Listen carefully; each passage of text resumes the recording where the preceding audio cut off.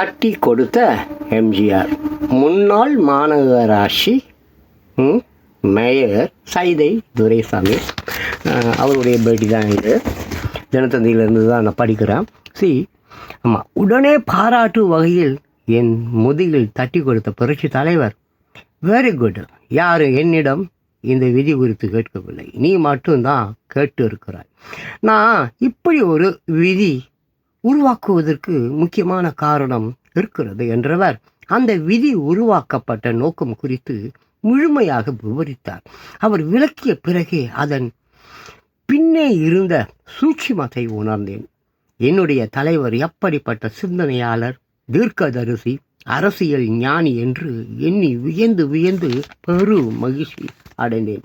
புரட்சி தலைவர் அன்று என்னிடம் கூறிய விளக்கத்தை இப்போது சொல்வது பொருத்தமாக இருக்காது. ஆனால் நேரம் வரும்போது நிச்சயம் மக்களுக்கு சொல்வேன். எம்ஜிஆர் என்ற 3 எழுத்து மந்திரத்தை தகுதியை, திறமையை, எம்ஜிஆர் என்ற 3 எழுத்து மந்திரத்தை தகுதியும் திறமையும் உள்ள நபர்கள் சொன்னால் மட்டும் போதும்.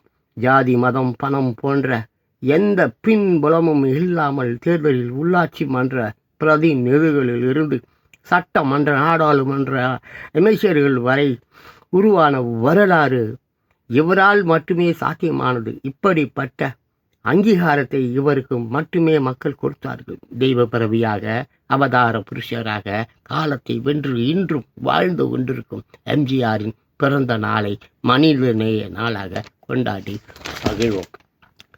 நான் சொன்னது போல 108வது பிறந்த நாள் 17/1/1917, 24/12/1987. சரி, அவருடைய பேட்டி முடிந்து விட்டது. அடுத்த வீடியோவில் வேறு விஷயங்களை பேசுகிறேன்.